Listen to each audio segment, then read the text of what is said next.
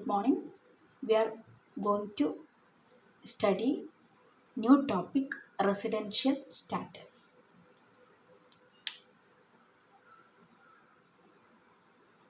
We already know income tax is charged on total income earned by assessee during the previous year. Income tax charge ചെയ്യുക previous ഇയറിൽ earn ചെയ്ത ഇൻകത്തിനെ base ചെയ്തിട്ടാണ്. But at the rates applicable to the assessment year. പക്ഷേ rates applicable ആവുക എപ്പോഴാണ് പൈസ കൊടുക്കേണ്ടത്? അസസ്മെൻറ്റ് ഇയറിലാണ്. Okay, residential status of an assessee determine the scope of chargeability of his income. Whether a person will be charged to a particular income or not depends on his residential status. Residential statusനെ base ചെയ്തിട്ടാണ് assessee അവരുടെ ഇൻകത്തിൻ്റെ മേലെ tax അടക്കണോ വേണ്ടിയോ. ഇന്ത്യയിലുള്ള ആൾക്കാരാണെങ്കിൽ tax അടക്കണം, ഇന്ത്യക്ക് പുറത്താണെങ്കിൽ അവർ പുറത്ത് ടാക്സ് അടക്കണം. ആ റെസിഡൻഷ്യൽ സ്റ്റാറ്റസിനെ ബേസ് ചെയ്തിട്ടാണ് ടാക്സ് അടക്കുന്നതിനെ പറ്റി തീരുമാനിക്കുന്നത്. Okay, the following points are important regarding the residential status of A person. നമ്മൾ കുറേ പോയിൻറ്റ്സിനെ പരിഗണിച്ചിട്ടാണ് ഒരാളുടെ റെസിഡൻഷ്യൽ സ്റ്റാറ്റസ് എങ്ങനെയാണെന്ന് മനസ്സിലാക്കാൻ പറ്റുക. ഫസ്റ്റ് പോയിന്റ് എന്ന് പറഞ്ഞാൽ residential status is determined in respect of each previous year. ഓരോ പ്രീവിയസ് ഇയറിനെ ബേസ് ചെയ്തിട്ടാണ് റെസിഡൻഷ്യൽ സ്റ്റാറ്റസ് കണക്കാക്കുക. ദാറ്റ് മീൻസ് ഈ വർഷം അയാളുടെ റെസിഡൻഷ്യൽ സ്റ്റാറ്റസിൽ റെസിഡൻ്റ് ആണെങ്കിൽ അടുത്ത പ്രീവിയസ് ഇയറിൽ അയാൾ ചിലപ്പം റെസിഡൻ്റ് ആയിരിക്കില്ല, നോൺ റെസിഡൻ്റ് ആവാം. ഓക്കെ, അപ്പം റെസിഡൻഷ്യൽ സ്റ്റാറ്റസ് എപ്പോഴും നിർണ്ണയിക്കുന്നത് on the basis of previous ഇയറിലാണ്. Okay, a person can have only one residential status for a previous year. Okay, ഈ വർഷം അയാൾ ഈ വർഷത്തെ റെസിഡൻഷ്യൽ സ്റ്റാറ്റസ് ആയിരിക്കണം ഈ പ്രീവിയസ് ഇയറിലെ റെസിഡൻഷ്യൽ സ്റ്റാറ്റസ് ആയിരിക്കില്ല. 2 വർഷം കഴിഞ്ഞിട്ടുള്ള പ്രീവിയസ് ഇയറിലെ റെസിഡൻഷ്യൽ സ്റ്റാറ്റസ് ചിലപ്പം മാറാം.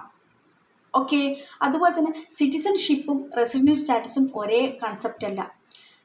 നമ്മുടെ ഇന്ത്യക്കാരനാണെങ്കിൽ, ഞാനിപ്പോൾ ഇന്ത്യക്കാരനാണെങ്കിൽ ഒരു 3-4 വർഷം കഴിഞ്ഞിട്ട് എൻ്റെ പ്രീവിയസ് ഇയറിലെ ഡെയിലീസ് നോക്കിയിട്ട് റെസിഡൻഷ്യൽ സ്റ്റാറ്റസ് മാറാം.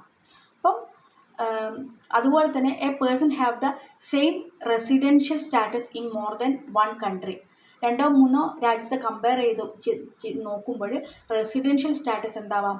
സെയിം ആവാം. ഓക്കെ, അപ്പോൾ റെസിഡൻഷ്യൽ സ്റ്റാറ്റസ് എന്ന് പറയുന്നത് എന്തിനെ ബേസ് ചെയ്തിട്ടാണ്? പ്രീവിയസ് ഇയറിനെ ബേസ് ചെയ്തിട്ടാണ് റെസിഡൻഷ്യൽ സ്റ്റാറ്റസ് എന്ന് പറയുന്നത്.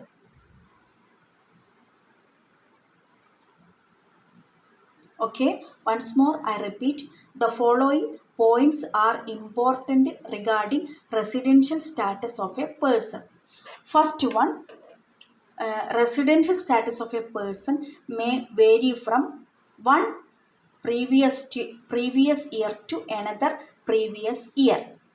That means residential status is determined in respect of each previous year. Second one, a person have only one residential status for a previous year. Third one, citizenship and residential status are two different concepts. A citizen of India may not be a resident in India for the purpose of income tax. Income taxil ഞാനൊരു ഇന്ത്യക്കാരിയാണെങ്കിൽ കൂടിയും കഴിഞ്ഞ വർഷം ഞാൻ ഇന്ത്യയിലില്ലെങ്കിൽ എനിക്ക് എന്ത് കിട്ടൂല? Residential സ്റ്റാറ്റസിലെ resident എന്ന് പറയുന്നത് കിട്ടൂല. Okay, first we discussed about the residential status of an individual, section 6 subsection 1.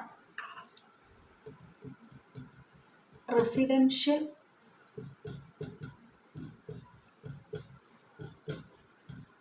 status of an individual, section 6 subsection 1.